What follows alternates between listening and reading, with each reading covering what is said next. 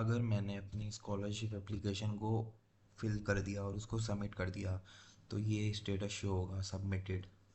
अगर मैंने अपनी स्कॉलरशिप को बीच में छोड़ दिया, ऐसे ही लॉग आउट कर दिया और कुछ डॉक्यूमेंट्स अभी अपलोड नहीं किए, तो स्टेटस शो होगा पेंडिंग सबमिशन। अगर मैंने अपनी स्कॉलरशिप को सबमिट कर दिया और मैं शॉर्ट लिस्टेड भी हो चुका हूँ, तो ये ऑप्शन शो होगा selected for the next round. अगर मैंने अपनी स्कॉलरशिप को सबमिट कर दिया और अगर मेरा डॉक्यूमेंट में कुछ चीज़ मिसिंग है या फिर कुछ प्रॉब्लम है, तो ये वाला शो होगा status document pending missing slash ineligible. फिर मुझको एक ऑप्शन मिल जाएगा डॉक्यूमेंट इशू। इस पर क्लिक करके मैं अपना डॉक्यूमेंट अपलोड कर पाऊँगा, करेक्ट डॉक्यूमेंट।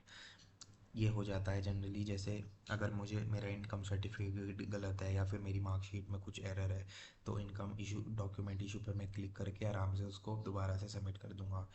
जब ये चीज़ हो जाएगी उसके बाद ये स्टेटस शो होगा document verification under processing.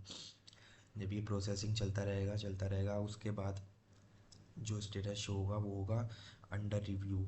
Under review दो केस में शो होता है, या तो मेरे स्कॉलरशिप मुझे मिली नहीं और बहुत टाइम हो गया है मुझे अप्लाई किए हुए, तो भी अंडर रिव्यू शो होता रहेगा।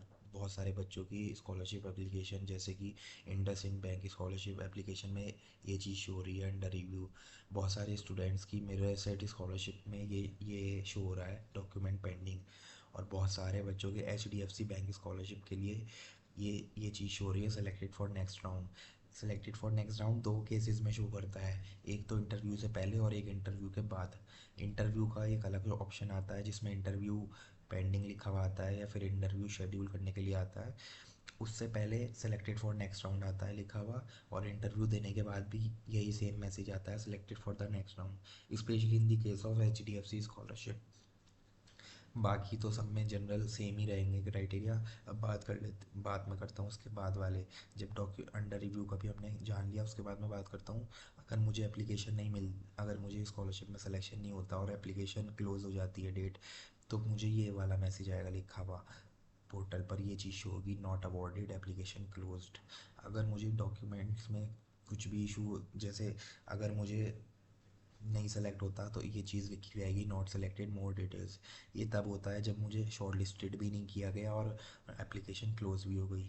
जबकि नीचे वाला केस तब होता है जब मुझे शॉर्ट लिस्टेड कर दिया था लेकिन फाइनल राउंड में मैं बाहर हो गया, तो ये नीचे वाला ऑप्शन शो होगा।